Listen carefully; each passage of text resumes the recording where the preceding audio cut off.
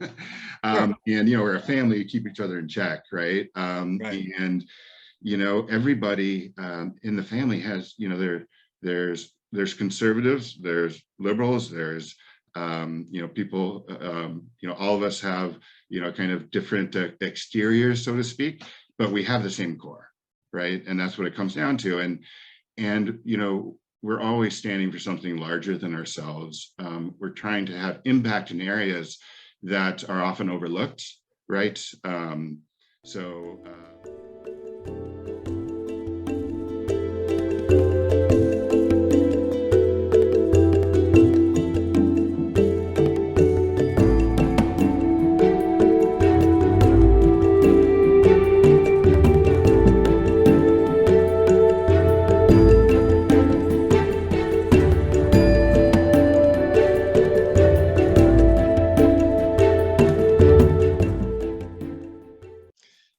Hi, I'm Scott Ware, the publisher of Radiance Magazine, which can be found in over 600 actual physical locations in Southern California, from San Diego to Santa Barbara, and online at radiancmm.com, Radiance Magazine, where the soul path is lit. And with that kind of a tagline, it's no wonder we would be interviewing someone very important from Dr. Bronner's. We have with us Michael Bronner today. Welcome, Michael. Oh, thank you. It's great to be here. So glad you could make the time. What is your exact position with the company? So I'm the president of Dr. Bronner's, and my passion is the international expansion of Dr. Bronner's, both in terms of product, mission, lifestyle, and impact. Awesome. And we're going to get into that. And I knew you were president, but I thought there might have been a little extra thing on there. Do you have an unofficial title as well? No, I think you think of your brother. Now, your brother's the cosmic officer or executive officer. I thought you had one too. No. I'm just regular old president. I'll have to think. Okay. We may come up with something by the end of this. Dr. Bronner. So, I mean, I've seen Dr. Bronner since I was a kid in the stores, and as a kid, I didn't understand it. At times, it was so strikingly different in its packaging from other products. There was a lot to read, and I love to read, so I'd start to read it, and I'm like, at the time in the 70s or even early 80s, I didn't get it. I came back to it later when I realized how much quality there is here, and then I started reading the book Honor Thy Label, written by one of your employees. Is his name Dr. Garo Lasone? Yes, he's our vice president of special operations. Is such an amazing book, such an amazing partnership with him, with the company when he came aboard, and what you guys have done with supply chains, with ethical business practices. I really want to talk about, because I believe you guys are leaders in that. I mean, Dr. Bronner's is the top selling soap in the US natural marketplace, and use only the purest organic and fair trade ingredients, no synthetic preservatives, no detergents or foaming agents, which is why people like me who live in an RV want to use these products solely because they don't harm the environment. Isn't that one thing that differentiates your soap products and whatnot from the competitors? Absolutely. In fact, my grandfather started making soap in 1948, and he was all about natural soaps that were biodegradable, and he was considered to be backwards. Right. Yes. It was all about better living through chemistry at the time, where it was all about taking nature, which was kind of dull and not very inspired, and improving it in the laboratory. And that's where that's the same mentality that led to plastics. It was actually DuPont's slogan, better living through chemistry. Plastics, detergents, all kinds of things. And yeah, for Dr. Bronner's, it was all about what's simplest to put together is simplest for nature to take apart. Exactly. Just like when they talk about those recipes, there's a movement of recipes that have less than 5 ingredients. Oh, right. Yes. we may have 7. Yeah, that's not bad. Trust me. And they're most of the words you can pronounce. I hope all of them. There you go. Okay. Your grandfather, the founder of the company, Emmanuel Bronner, had that vision to heal the planet, and it was an all one vision. And I want to say it like that because there's an exclamation point after all one. You're saying it too quietly. Oh, okay. All one. It was the way you greeted my grandfather. It was the way you ended a conversation. It was the way you acknowledged that you were listening to him. When I was 5 years old, he was blind. I don't know if you know that. He was blind from the mid 60s on. And so as a young kid, he wouldn't, my legs would be dangling off the couch as he's telling me about uniting the human race. And, every once in a while he'd say, Mike, are you listening? And I'm like, all one, Grandpa. And he's like, oh, very good. I love that. See, when I was hearing the story and reading it on Dr. Bronner's website and in what I've read online, he had in the book on Thy Label, he had such a passion. It's like he was born here with that, and I know it was a challenge for him. And then, of course, you, your brother, and family members took it and took it to the next level, several other levels based on just what was happening in current times. But he had to be so powerful for him to work on it as long as he worked on it before he died, to pass on to you, for you to have such a big vision and carry it forward. He must have been a force of nature. Absolutely. I mean, consider all the challenges, right? I mean, obviously, he came from a line of soap makers. He was third generation, comes to America in 1929 as a Jewish German immigrant that can't speak much English. Pulls himself up by his bootstraps to become like the American immigrant success story, has several patents. And then quickly the Holocaust happens. His parents get snapped up into it. He tries to get his parents out actually receives a letter from his dad right before his dad is lost, saying, you were right. All other words were blacked out. And at this moment in time, decides to drop everything and not pivot towards this message of revenge of like, I'm going to get you, Hitler, and, I'm going to go on a crusade against anti-Semites. Instead, he pivoted to a message of love, right? Which is how can you, the enormity of the man to be able to make that step and find his calling in crafting a philosophy and a code, which he called the Moral ABC, that specifically strove to break down religious barriers between Jews, Christians, Muslims, Hindi, Buddhists, and find that common humanity so something like the Holocaust could never happen again. So we could all realize that there's more that unites us than divides us. And launched that vision on a soap bottle, because he found that when he was actually talking about this, his philosophy in Los Angeles and handing out bottles of soaps on the side, that a lot of people were just coming for the thank you present and leaving without listening to him. And so he actually came up with that brilliant idea of putting his philosophy on his signature bottle of soap, right? And so the product always served the mission, right? You didn't create a label to sell the soap, you created a soap to spread the word.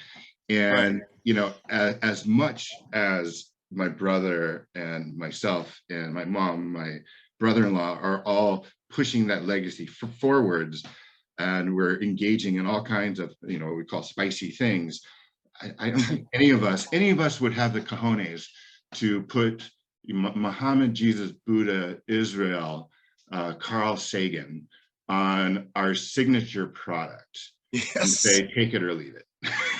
Because this is what I believe in, right? And that was my grandfather. And incredible. I can talk more, but I know you probably want to ask a question. But I will say one more thing, and that is that from 1948, as I told you earlier, the whole idea of natural products was not in fashion. Right. Hence the term, my grandfather was behind the times and ahead of the times. That's right. But, so it was a very underground product for 20 years, and then, became kind of the iconic soap of the counterculture of the 1960s. because of the biodegradability, because the soap was made by a real person named Dr. Bronner. He wasn't Dr. Pepper. It talked about peace, and it was obviously biodegradable, and you could use it for everything. But by this time, as the product started getting successful, my grandfather never advertised. He didn't have any salespeople, and he lost his eyesight. So he championed this brand of soap, the mission, the message of the soap, and became, and with no advertising, no salespeople, no eyesight, a completely unconventional label, was able to, spread it out by word of mouth alone. And who's going to make the movie of his life? He's going to make the movie. There is a documentary. There is a documentary that was done in, I believe, 2005, if I'm correct, maybe 2003. Sorry, my those years going back there are hazy, but it's so rich, and there's so much more that can be told. Sure. And it's almost like the truth is stranger than fiction, right? Yep. Well, I'd say, I think your customers are so loyal to you. But also, and okay, let's talk about them before we talk about your employees. The customers, I see them on Facebook talking with so much fun about the products and how they use them, and how, warning people, don't use the mint in these parts of your bodies, and all that. But they like, even when they use something in a way it wasn't meant to be used, and maybe they'll make an adjustment, add a little more water, dilute it, or whatever it is, they love talking about and engaging with it. And I think they have a confidence from it being natural. But why else are people very loyal to you? They're very loyal to us. Well, I mean, obviously, the product's a really good product, but it's really, I think, about the soul of the company, right? The fact that, we are a family business that tries to use our products as kind of the nexus to have all kinds of impact in the world, whether that's impacting our supply chains, whether that's impacting our employees, whether that's impacting our customers, our earth, and our community. And that's actually part of what we call the cosmic circle. And it really is, it's a company that, even though we sell into Walmart and Target now, and have gone beyond like kind of the natural stores, the co-ops, we've always kept our mission intact. It hasn't gone to your head? It hasn't gone to our head, no. And that's, I think, part of being a family company. We're just, we or whatever. It sounds disingenuous to say we're very human, but we are. And we're a family, keep each other in check, right? And everybody in the family has, there's conservatives, there's liberals, there's people, all of us have kind of different exteriors, so to speak, but we have the same core, right? And that's what it comes down to. And we're always standing for something larger than ourselves. We're trying to have impact in areas that are often overlooked, right? So one of our signature initiatives for a long time was to legalize industrial hemp, right? Back at a time when we really had to educate people what the difference was between industrial hemp and recreational cannabis. Well, and thank goodness for what Dr. Bronner's has done for that. I mean, you guys were such a leader in that. You weren't just a participant; you were leading.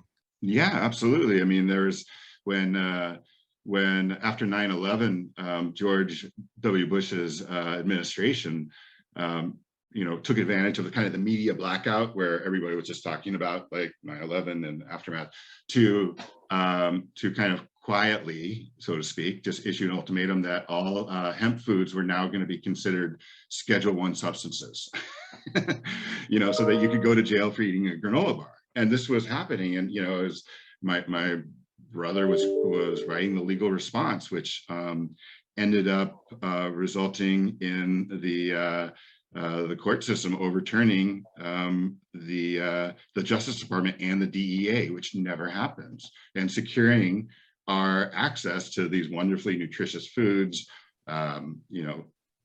products. They didn't go after body care, but we knew that was the writing on the wall. Sure. But yeah, it's just kind of crazy to think like how far we've come, where now, for your listeners, and they probably know, industrial hemp is now legal to grow in America. The worry was always that, if you legalize industrial hemp, then it's going to be the stalking horse for recreational cannabis. And what ended up happening is the opposite. Recreational cannabis was legalized in so many states that eventually industrial hemp followed suit. And here you're going to see a group of dedicated hemp warriors going to the DEA museum in DC and actually using these shovels to plant viable hemp seed on the lawn. And to show just how ridiculous this whole charade was. And the fact is that, hemp seeds are legal in America, and they were legal as long as you couldn't actually grow the hemp. So it was quite a good initiative. And I think, I tend to ramble when people ask me questions, and I apologize. You asked me, why do the customers, why do they engage with us? And I really, and are so loyal to you. They're so loyal because it's like, they know we're authentic, we're real, we're, we've got our flaws. Trust me, we don't always succeed, but we keep pushing, and we're really trying to kind of leverage business to make an impact in all of our spheres of influence, and they can support that. It's obvious to them. Yeah. I mean, they're confident because they can see it. You issue reports. You have a level of transparency that's almost unmatched, I think. You show where the profits are going. You show where the donations are going to charity. You're giving away 45% of profits, I believe, to charities, when most companies tout the fact that they give 1 or 2%. Right. Well, we give 7% on average over the last 10 years, 7% of revenue. Every dollar that we've made, 7 cents of that has gone to charity and activism. So that's strong. So I believe it was 45% of pre-tax profit or something like that. So yes, it amounts to 7% of everything. That's amazing. That is. You had the number there. Yeah. The 45%. It's kind of funny. That's right. When you. If we made no profits, 45% of no profits doesn't sound like much. It wouldn't True. be, right? So, but that's good point. Nice number, absolutely nice number. But when you say it's like 7 cents out of every dollar that comes in, and it's like, okay, that's strong. That is very strong. I think it was your brother David who pointed out in one of your I think blogs on the site that the current mental health industry, has experienced so little innovation in treatment since the introduction of antidepressants in the 80s. But we now see depression reaching pandemic levels, and suicide and PTSD as well. So if pharmaceutical psychotropic drugs are showing breakthroughs the FDA can't even deny and is even touting their effects, do you see yourself working with them soon instead of digging up their lawns? Sure. Absolutely. The goal ultimately is to provide access to these, amazing treatments for people of all stripes who need them most, who are resistant, as you said, to other forms of medication. I always be careful not to completely poo-poo them. They worked for me for a long time. But I've also found extreme relief in ketamine therapy, right, which is the one that's legal right now.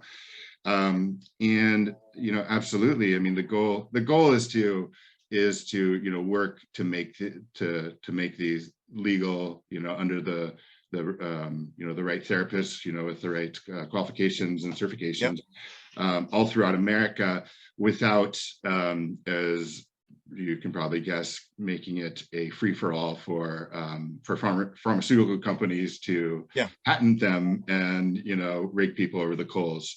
Exactly. With the costs. So that's definitely the goal. And we've worked with groups, and this is if I can segue to just how we're using the label today. Yeah, go And for I it. don't know if it's like, if you're showing this online, perhaps you can show the bottle. I don't have it in front of me, but we actually use the label now to kind of promote and educate on any topical issue that is of concern, right? And I think you have our chocolate here, which is great. Yeah. We ran a campaign called the Heal Soul campaign, where our entire label talked about the life-saving benefits of psychedelic medicines that so many people are getting relief from, including the soldiers suffering from PTSD who have come back from war without any true integration, and are they're turning to all kinds of alcohol and other forms to kind of treat these the terrible situations they've been through, the risk of losing everything in their life, and they have these amazing experiences with different psychedelics down obviously in Mexico or South America, and it is like they return new people, right? New people, yes. They're able to process these issues that nothing else nothing else worked on in a way that has lasting effects, right? It's not like, oh, it works when you're talking to a therapist and then you go back into your normal life and you're crushed by the burden of those memories again. It allows the ability to process. And so here we took our label, and the goal of it was, as I said to the people who are writing in our team, is like, make sure your audience is my mother's church group, right? We're not talking, with all due respect, to people like you, because you probably you already know, right? You already know. We're talking to people who are like, if you make the case and you explain it in the right way and you really show the evidence, they will turn, they will understand. And so I appreciate that. Yeah. Because a lot of us are going to get educated along the way, even if we think we know everything. When someone speaks to people like that at that level, and I appreciate that Rick Doblin does that, who is the founder of MAPS, who you donated $5 million to. Why did you do that? We donated $5 million to MAPS because we wanted to be the seed funders, right, for this for this organization to be able to get FDA approval for MDMA to be used in therapy. And $5 million only gets you so far, right? We did that over 5 years, but the goal was to pave the way for other funders to know that this had a real chance, and this was the game to back. And one of the really important factors in supporting MAPS is the model they want to promote, which is not they want to get it through the registration process and not charge everybody all that money for having done so, right? So so that it can be kind of I don't know, like Wikipedia. Yes, yeah, sure. Access for everyone at reasonable rates. So and it's those things too that we support all kinds of causes, and there's so many causes that are valid. I think where we really, and this is inspired by my grandfather, right, who, as I said, was edgy enough to like really lay it out there and say, hey, people of all religions need to come together. And he put out Buddha, Jesus, Muhammad, Israel, even Carl Sagan, Thomas Paine, just putting it out there, not worrying about like, oh my, this is too much for people. Exactly. We don't go that far because I guess we do take that into account a little bit, but we want to engage on kind of these spicy issues that maybe there's that we know that they're absolutely the right way forward, may not have kind of the mainstream in that direction, but we want to just push it out there so that we can drive kind of these misunderstood issues, should I say? Well, and Racism is one of them. You've supported Black Lives Matter when it mattered, when it was needed, and that was very, very powerful. So definitely you're a company with a conscience. Yeah, I mean, as I say, I mean, we're a family business.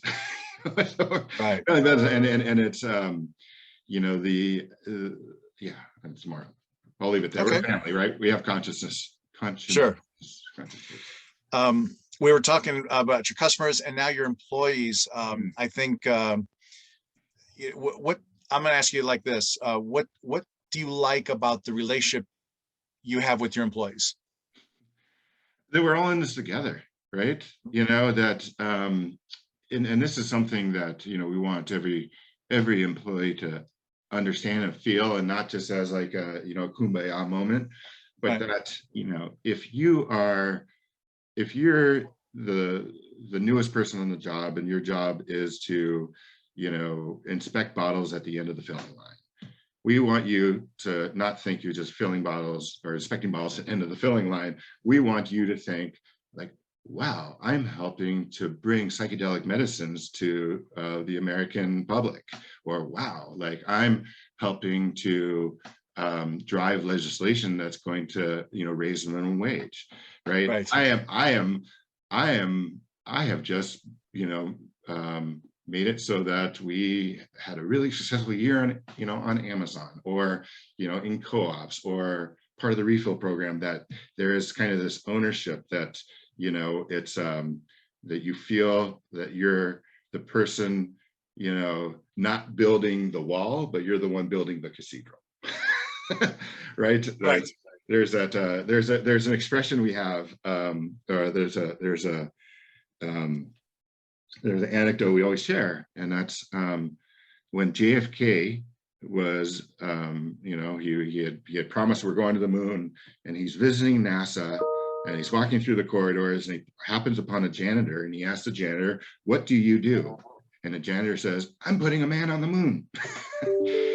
And that's what we want our employees to do. And our mantra is to treat them like family, right? And Treat them like what? treat them like family.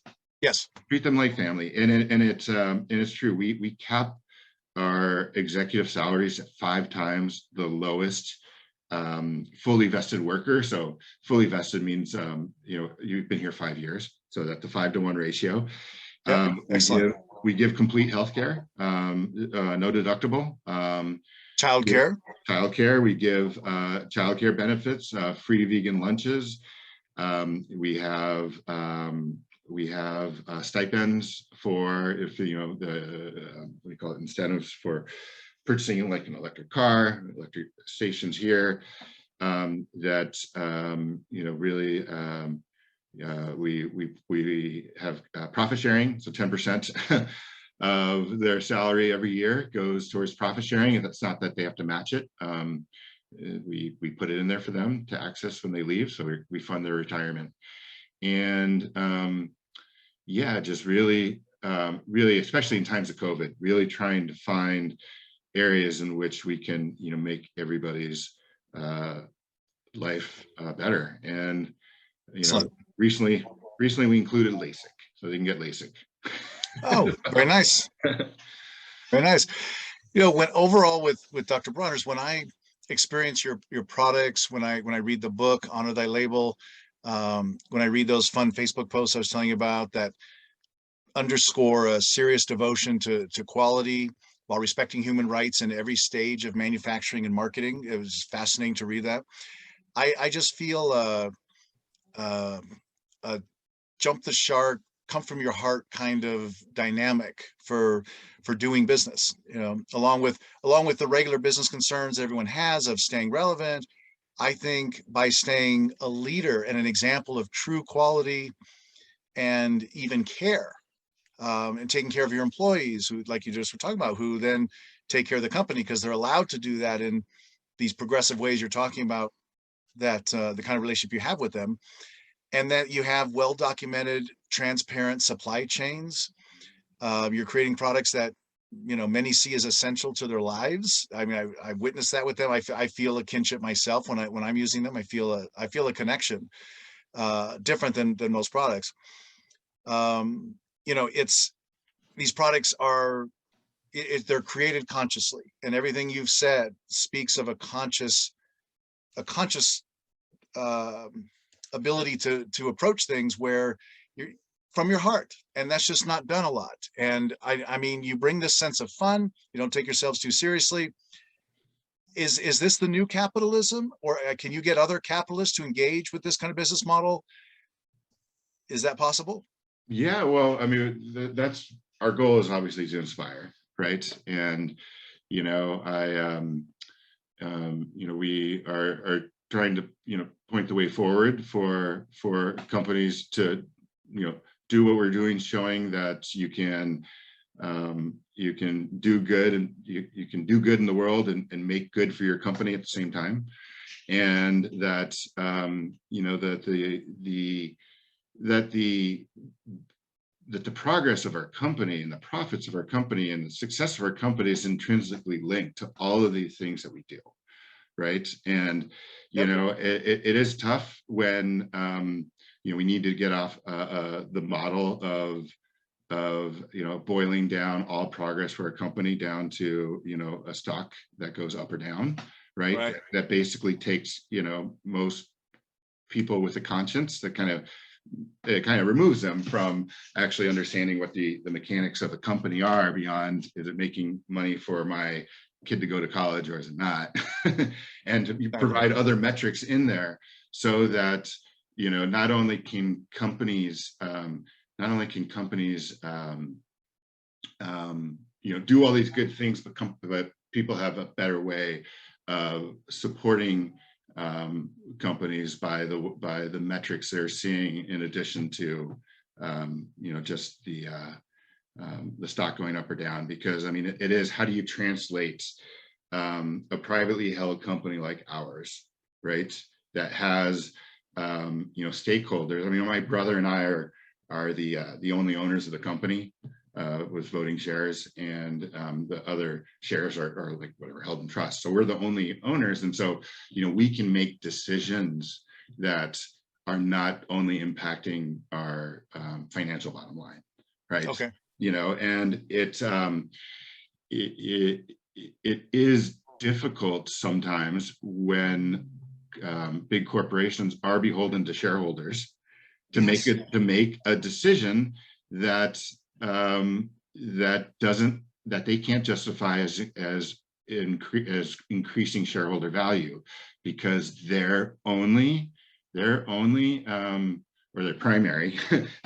obligation is to maximize the value of their shareholders' shares, right? And that is it. In fact, if we are going down a little bit of a rabbit trail, but let me say one thing: if we had outside shareholders, and we're in a completely corporate structure, outside shareholders, and somebody had one share of the company, and they found out that we are giving 45% of profits away, right? They could sue us and say, you're not maximizing my distribution, you need to give me that money, right? So we're very lucky in a sense that we have this this ability to do things the way me and my brother want to do it, and nobody else. And in fact, all other family members are totally on board anyways.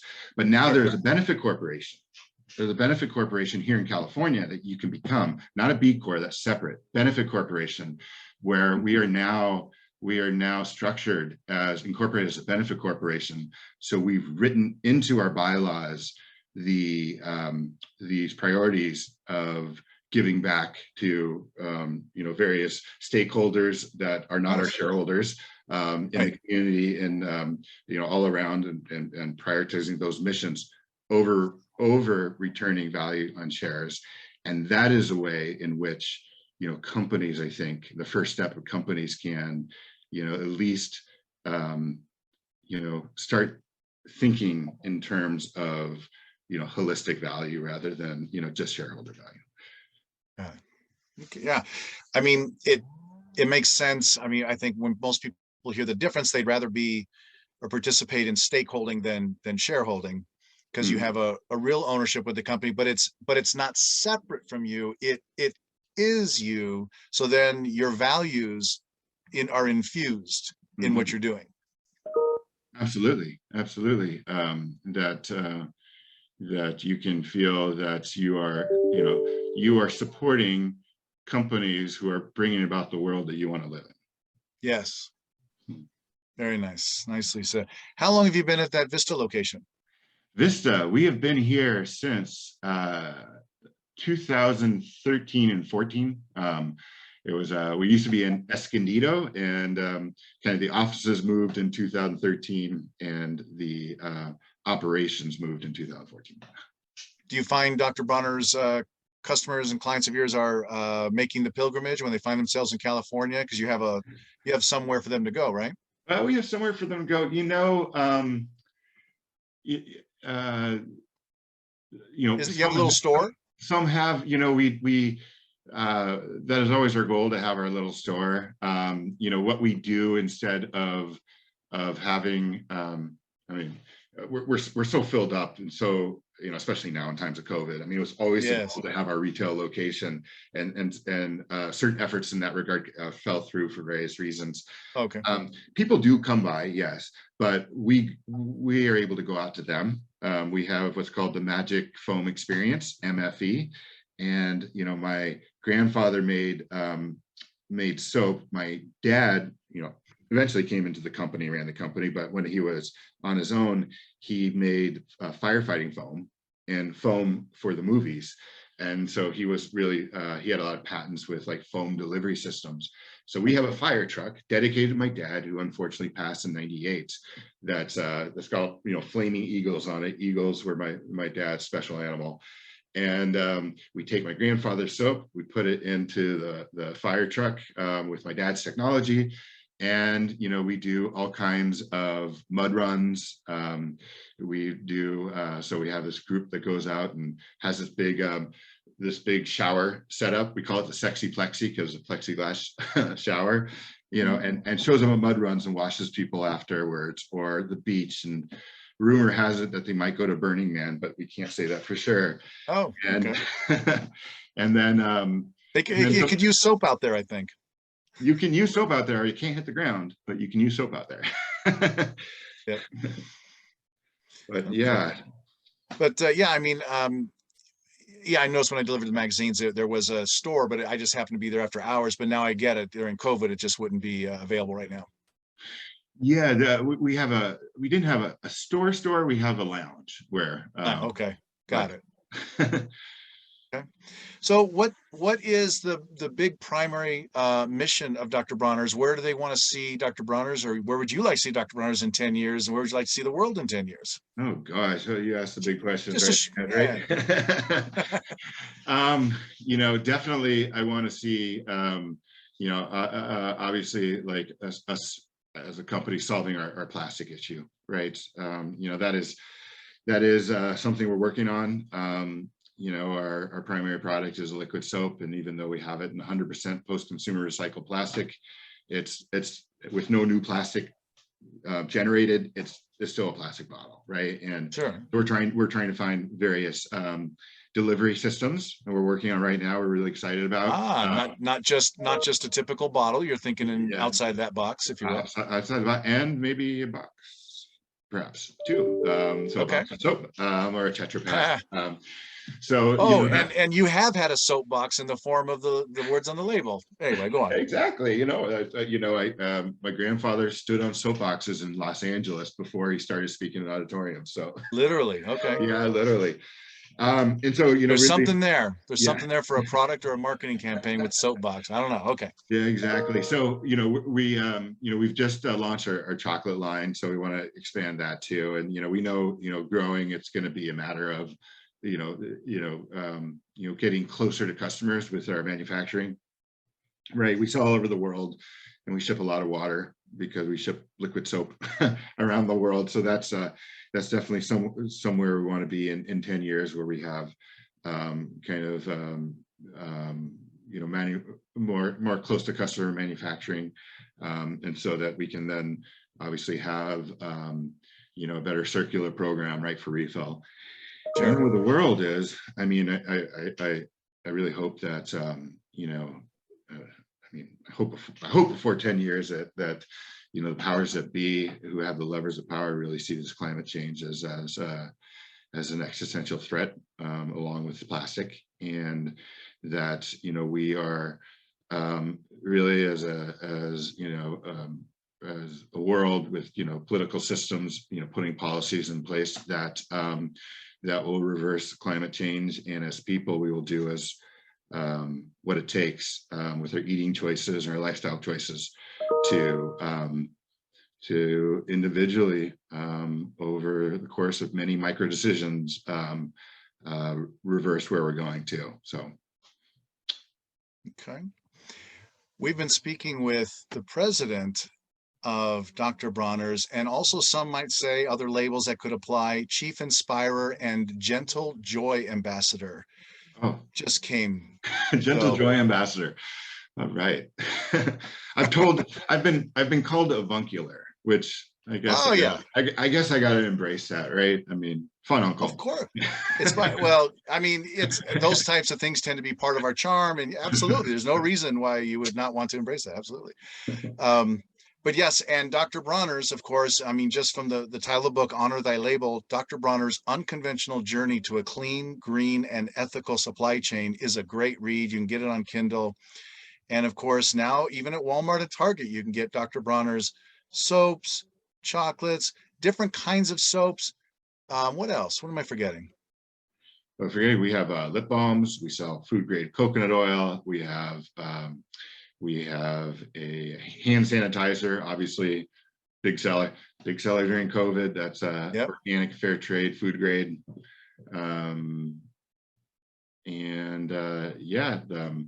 Different kinds of bar soaps as well. And you can find it all on our website, www.drbronner.com. And every purchase you make, you can actually direct where you want the profits. I told you we donate 7 cents of every dollar we make. You can direct that money to a charity of your choice. We give you like 4 options. Bravo. Very nice. Very nice. And cleanliness is next to godliness, and it's just all one. It all works together. What would you like to say to everyone in parting about the message and Dr. Bronner's as far as the all one? The all one is, you know, in these times that are very divisive and difficult, I mean, I do want to stress the grandfather's mission that there's more that unites us and divides us, and underneath it all, we share a common humanity. Sometimes it might be tough to get there, but it's there. And, you know, gosh, you know, hold tight and, you know, bear with us. Hopefully we'll get into a better place. Absolutely. All one is a beautiful message. It sort of snuck in under the radar in a way, as far as I think the populace, it was just out there, and then people maybe look at it because it's become more popular now, and it's like you say in Walmart now, and I wonder what it's doing with people. I can't help but think that is just a beautiful message to get through, and it sort of got through, and now you're building on it. So I hope you do keep building, and to every corner of the globe. And also those supply chains that we didn't even talk about that much, that treat the suppliers fairly and pay them, and you have pushed for those efforts and led the way. Thank you for that also. Sure. Everything connects from the root to the fruit, from the soil where our coconuts come from, to the farmers, to our workers, to you. I mean, we're conscious of every step of that journey, and trying to make all the lives and the earth along the way treated as great as possible. Well said. Thank you, Michael Bronner, for being here, president of Dr. Bronner's. And yes, and thank you all for watching. This is Scott Ware with Radiance Magazine. You can find it at radiancemm.com. Thank you. Bye-bye.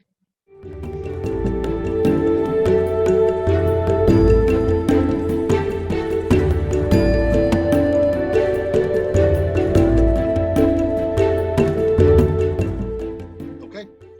Are you ready? I am ready. I hope so. Okay.